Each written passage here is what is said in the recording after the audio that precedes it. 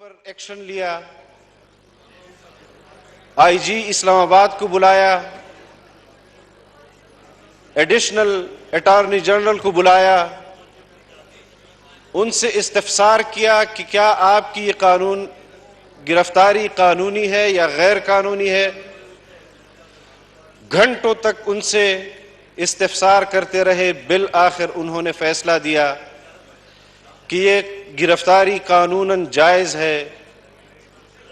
تو اگلے روز supreme court نے عمران خان کو بلایا اور اس کے لیے سہولت کاری کا بندوبست کیا۔ اس گرفتاری سے سپریم کورٹ میں حاضر ہونے تک جب 2 دن انہوں نے ملکی املاک پر حملہ آور ہوئے، سرکاری املاک پر حملہ آور ہوئے اور حساس ترین عمارتوں کو انہوں نے نشانہ بنایا، قوم کے اندر بھی غم و غصہ تھا کہ کیا اس حد تک بھی کوئی انتقامی سیاست کر سکتا ہے کہ وہ ملک کے دفاعی اداروں کے افسران کے گھروں کو نشانہ بنائیں، وہ حساس اداروں کے مرکزی دفاتر کو بھی نشانہ بنائیں۔ قوم اس غصے کے اندر مبتلا تھی کہ سپریم کورٹ نے جس طرح ان کی روایات ہیں عمران خان اور تحریک انصاف کے بارے میں، اس سے قبل بھی جب اس قسم کے حالات سامنے آئے تو ایک جملے میں انہوں نے تحریک انصاف اور ان کی قیادت کے اس گھناؤنے فعل کو جواز بخشا کہ سیاست میں تشدد کے واقعات ہوتے رہتے ہیں، کیا یہ ریلیف تحریک انصاف کے علاوہ اور عمران خان کے علاوہ کسی اور پارٹی کے لیے بھی ان کو بھی حاصل ہوگا؟ کون سا ادارہ ہے جس پر تحریک انصاف نے حملہ نہیں کیا؟ سپریم کورٹ کے اوپر شلواریں لٹکائیں، پارلیمنٹ پر حملہ آور ہوئے، پی ٹی وی پر حملہ آور ہوئے، ریڈیو پاکستان پر حملہ آور ہوئے، کور کمانڈر کے گھر پر حملہ آور ہوئے، جی ایچ کیو کے اوپر حملہ آور ہوئے، ان کی عمارتوں کے سامنے جو کلمہ طیبہ لکھا گیا ہے آج بھی فوٹیج ان کی موجود ہے، دیکھ سکتے ہیں کہ کس طرح بے حرمتی کی جاتی ہے، مسجد کے اوپر مسجد کی کیسی بے حرمتی کی جا رہی ہے۔ کیا یہ لوگ اپنے آپ کو کلمہ گو کہنے کے قابل ہیں؟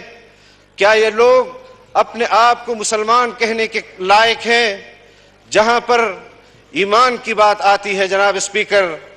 ہم سمجھتے ہیں ہم جب اس ملک کو اپنے گھر سے تعبیر کرتے ہیں تو ہمیں اپنے گھر کی حرمت کا بھی لحاظ ہے،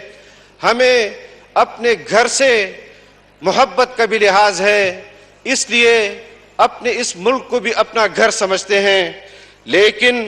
جس طرح کا جانبدارانہ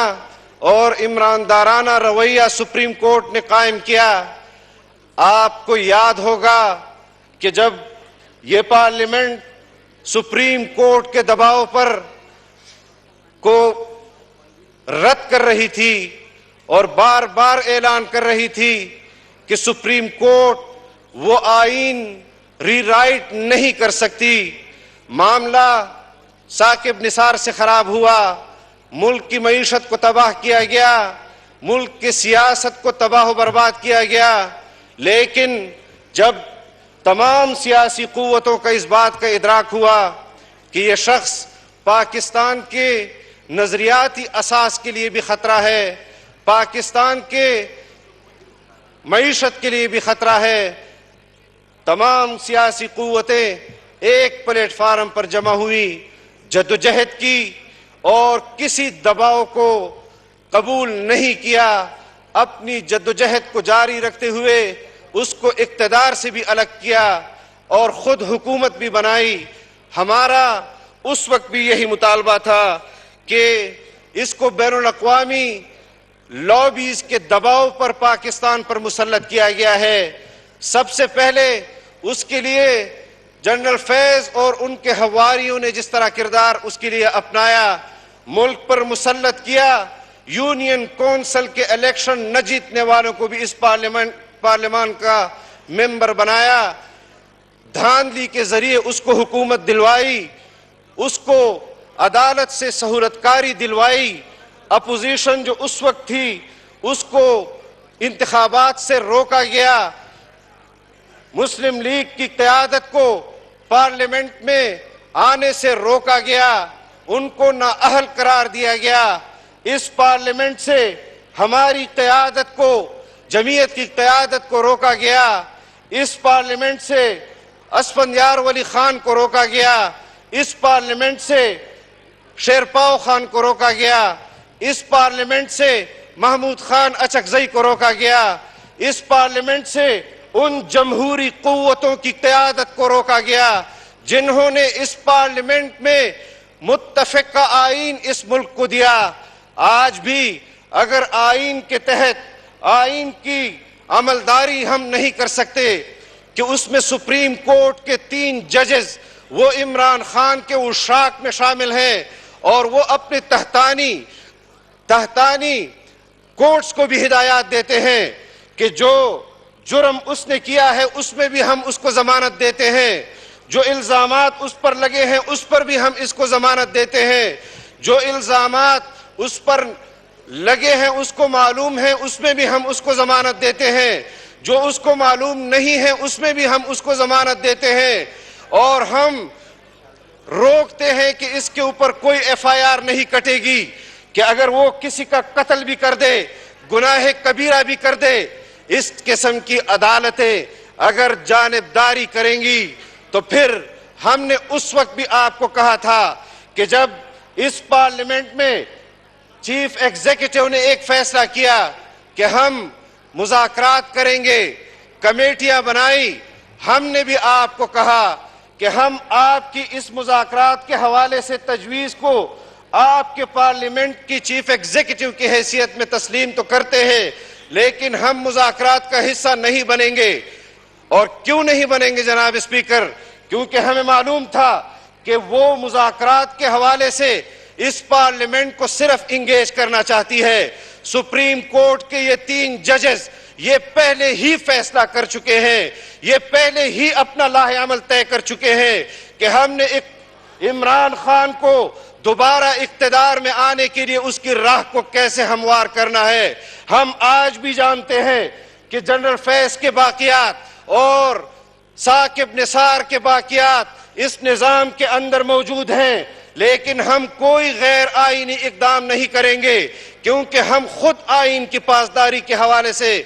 علم ہمیشہ ہم نے بلند کیا ہوتا ہے۔ ہمیں معلوم تھا کہ عمران خان کو دھاندلی کے ذریعے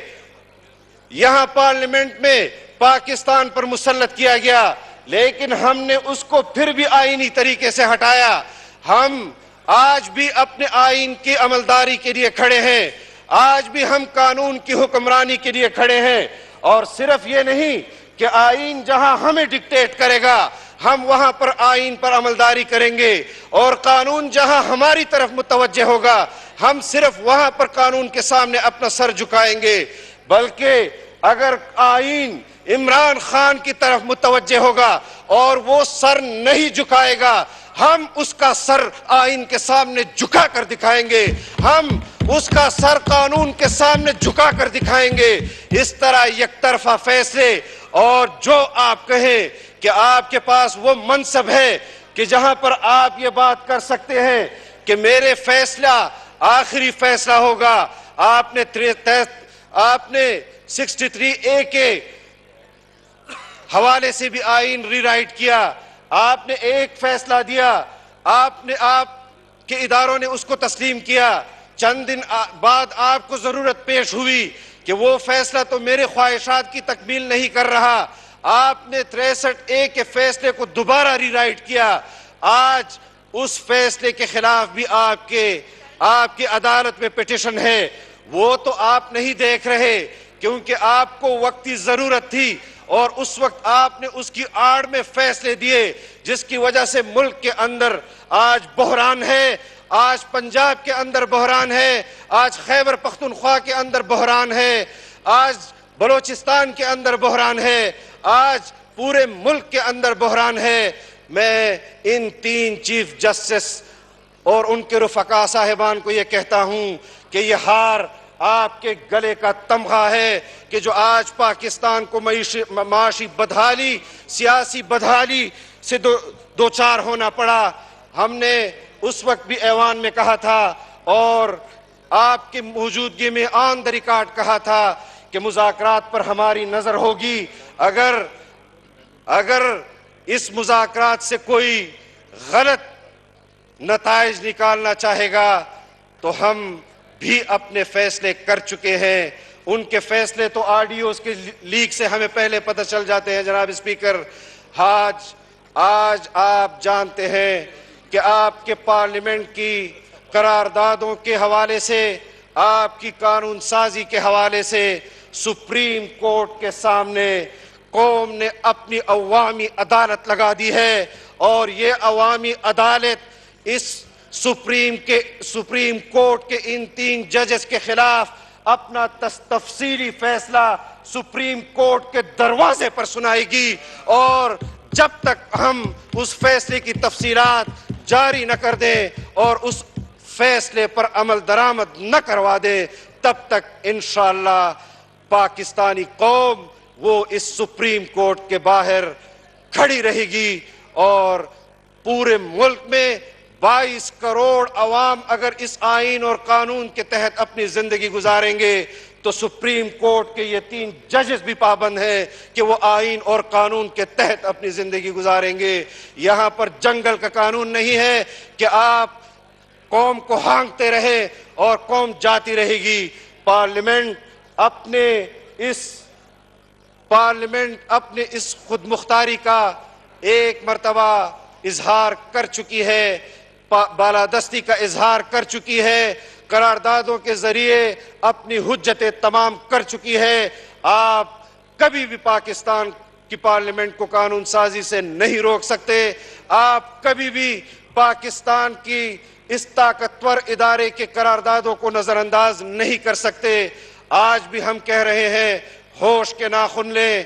ہم نے عدالتوں کے رویے کو مسلم لیگ کے خلاف، ان کے اکابرین اور ان کے ورکرز کے خلاف بھی دیکھا ہے۔ ہم نے پیپلز پارٹی کے قیادت اور ان کے ورکرز کے خلاف بھی ان کے رویے کو دیکھا ہے۔ چند روز قبل جب اس کو پولیس لائن کے گیسٹ ہاؤس میں شفٹ کرنے کی بات کی تو کہا ان کے لیے مرسڈیز منگوا لو۔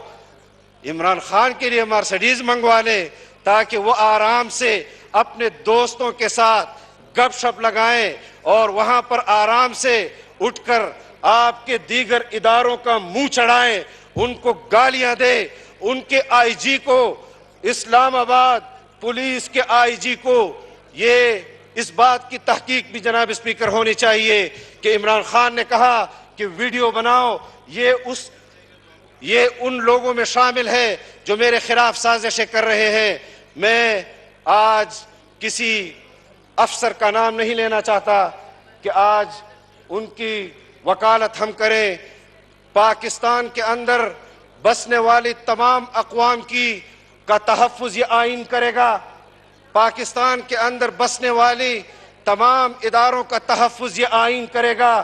اگر کوئی شخص اپنے آپ کو آئین سے ماورا سمجھتا ہے تو پھر وہ سن لے کہ جمعیت علماء اسلام اور پاکستان کی یہ پارلیمنٹ اپنا کردار ادا کرتی رہے گی، میدان عمل میں رہے گی، اور آپ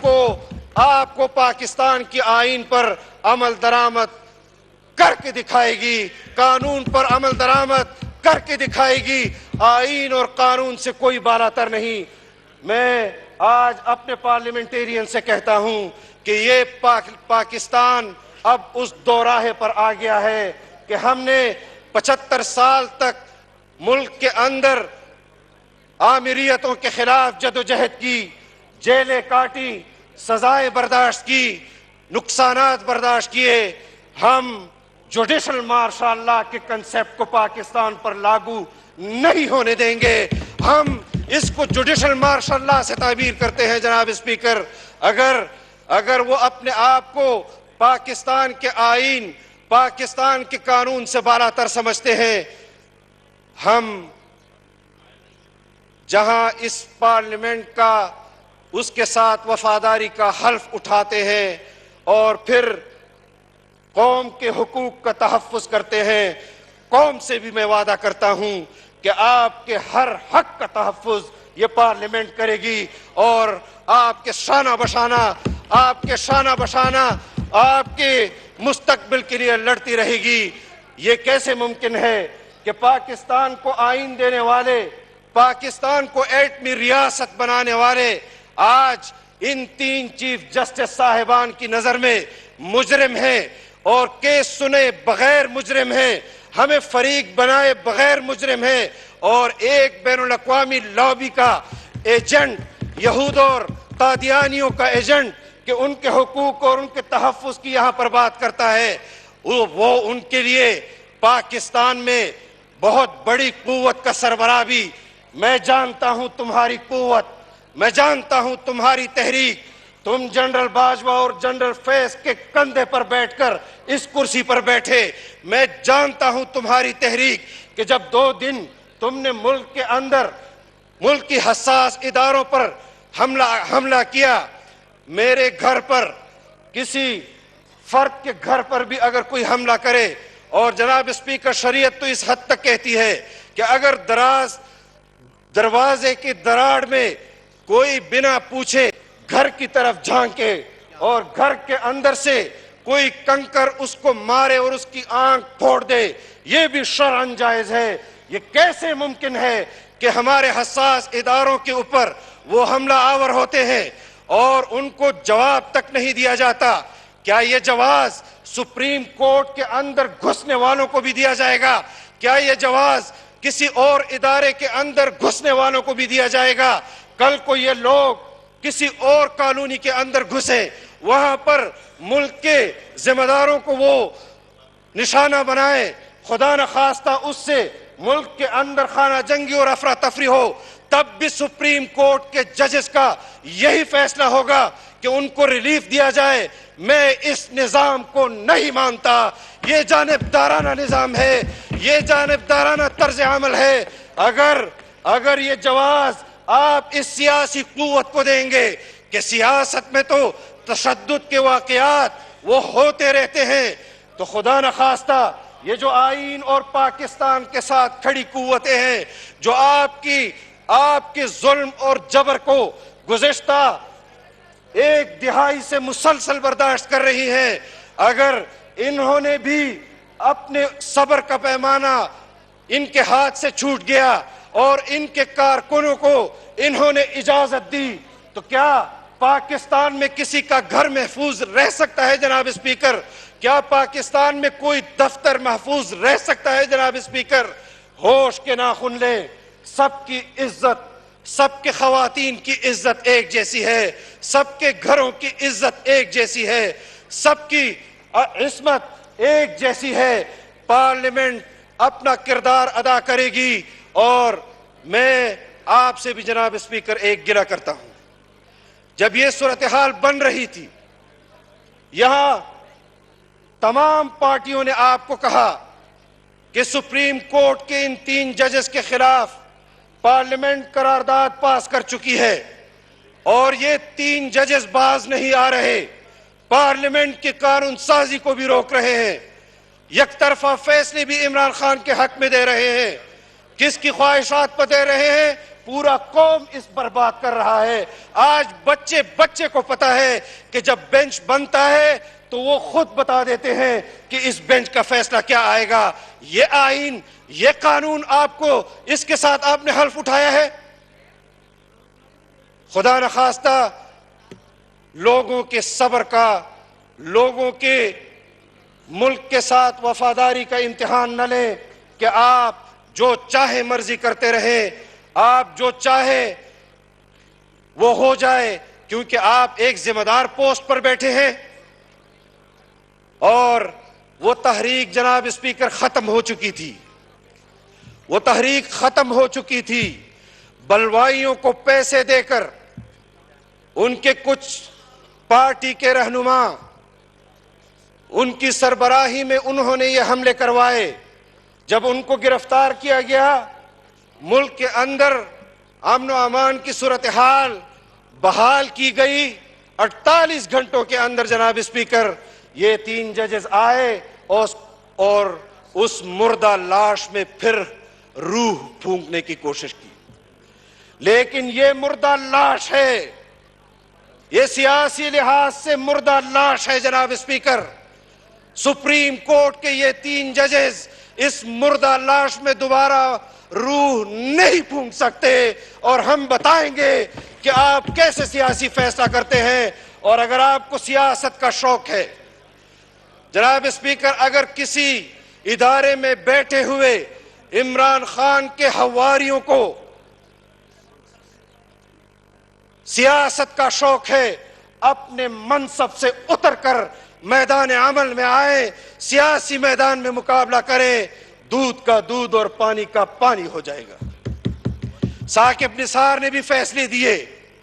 ثاقب نثار نے بھی فیصلے دیے۔ اپنے پیش رو سے کچھ سیکھ لو کہ اس کی 2 ٹکے کی عزت اس قوم میں نہیں ہے۔ تم نے بھی کچھ ماہ کے بعد اسی قوم کے اندر آنا ہے۔ خدا را اس ملک پر رحم کرو، خدا را اس آئین پر رحم کرو۔ اس ملک کو 25 سال تک آئین نہیں ملا، اور جب ملا تب اس آئین پر تسلسل کے ساتھ حملے ہوئے، لیکن ایک ایسا ادارہ جو عدل و انصاف کا علمبردار ہو، جس کو اس آئین نے ذمہ داری دی ہو کہ آپ نے عدل کا پیمانہ برابر رکھنا ہے، آپ نے انصاف کا پیمانہ برقرار رکھنا ہے، اس میں آپ اپنے سامنے پیش ہونے والے ملزم کو کہتے ہو گڈ ٹو سی یو، اور جاتے وقت کہتے ہیں بیسٹ آف لک۔ یہ کردار ہے عدل کا۔ شریعت کیا کہتی ہے؟ شریعت کہتی ہے کہ اگر قاضی کی عدالت میں کوئی پیش ہو، ان کے ساتھ بات کرنے کا لہجہ بھی دونوں فریق کے ساتھ ایک جیسا ہو، ان کے سامنے بیٹھنے کا طریقہ بھی ایک جیسا ہو، اور دونوں کی طرف دیکھنے کا انداز بھی ایک جیسا ہو۔ یہاں پر ہمیں کہتے ہیں آپ کو نہیں سنیں گے، اور اس کو کہتے ہیں گڈ ٹو سی یو۔ یہ عدالت ہے؟ ہم اگر آئین کے ساتھ پابند ہیں جناب اسپیکر، ہم اگر آئین سے وفاداری کا حلف اٹھاتے ہیں تو اس کا مطلب یہ نہیں کہ آئین سے وفاداری کا حلف کا اطلاق صرف ہم پر ہوگا۔ آئین سے وفاداری کا اطلاق ان 3 جسٹس صاحبان پر بھی ہوگا، قانون کے اطلاق کا وہ ان 3 جسٹس صاحبان پر بھی ہوگا۔ آپ نے پوری قوم کو گالی دی ہے، اس کا ایسے انداز میں فیصلہ کہ اگر 17 تاریخ تک یہ قتل بھی کرے تو اس پر مقدمہ دائر نہیں ہوگا، اگر یہ گناہ کبیرہ بھی کرے تو اس پر مقدمہ دائر نہیں ہوگا۔ یہ کیسی عدالت ہے جناب اسپیکر؟ کون ہے اتنا طاقتور کہ جو آپ کے آئین کو چیلنج کرے، جو آپ کے قانون کو چیلنج کرے؟ ہم آپ کے ذریعے اس ایوان کو آج صرف ابتدا کر رہے ہیں۔ عدالت قوم نے سپریم کورٹ کے سامنے لگا دی ہے، آج سے وہ اپنے فیصلہ سنانے کا آغاز بھی کر رہی ہے، اور جب تک ہم اپنا فیصلہ مکمل طور پر سنا نہ دیں اور اس پر عمل درآمد کروا نہ لیں، تب تک ہماری یہ جدوجہد جاری رہے گی۔ ہم پارلیمنٹ کے ساتھ کھڑے رہیں گے، ہم پارلیمنٹ کی قراردادوں کے ساتھ کھڑے رہیں گے، ہم آئین کی تحفظ، قانون کی حکمرانی کے لیے آخری حد تک کھڑے رہیں گے۔ ہمیں اپنی